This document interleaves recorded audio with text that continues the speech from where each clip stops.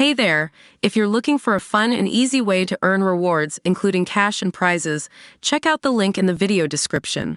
United Nations agencies warned Wednesday that over 1 million Palestinians in Gaza could experience the highest level of starvation by the middle of next month if hostilities continue. The World Food Programme and the Food and Agriculture Organization said in a joint report that hunger is worsening because of heavy restrictions on humanitarian access and the collapse of the local food system in the nearly 8-month Israel-Hamas war. It says the situation remains dire in northern Gaza, which has been surrounded and largely isolated by Israeli troops for months.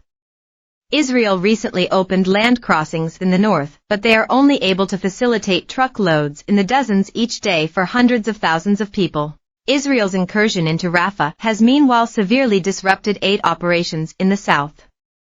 Egypt has refused to open its Rafah crossing with Gaza since Israeli forces seized the Gaza side of it nearly a month ago, instead diverting aid to Israel's Kerem Shalom crossing nearby. The Israeli military says it has allowed hundreds of trucks to enter through Kerem Shalom in recent weeks, but the UN says it is often unable to retrieve the aid because of the security situation.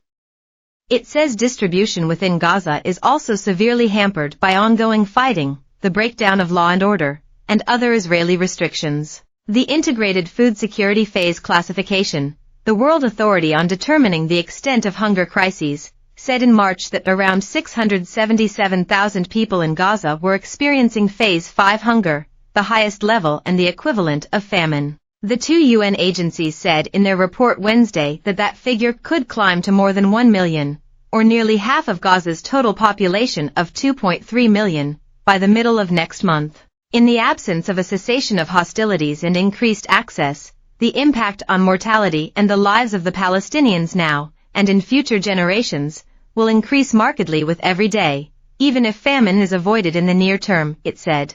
On Tuesday, a separate group of experts said it's possible that famine is underway in northern Gaza but that the war, and restrictions on humanitarian access, have impeded the data collection to prove it. It is possible, if not likely, the group known as the Famine Early Warning Systems Network, or FuseNet, which is funded by the U.S. Agency for International Development, said about famine in Gaza. Last month, the head of the World Food Programme, Cindy McCain, said northern Gaza had already entered full-blown famine, but experts at the UN agency later said she was expressing a personal opinion.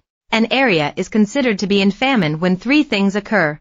20% of households have an extreme lack of food, or are essentially starving.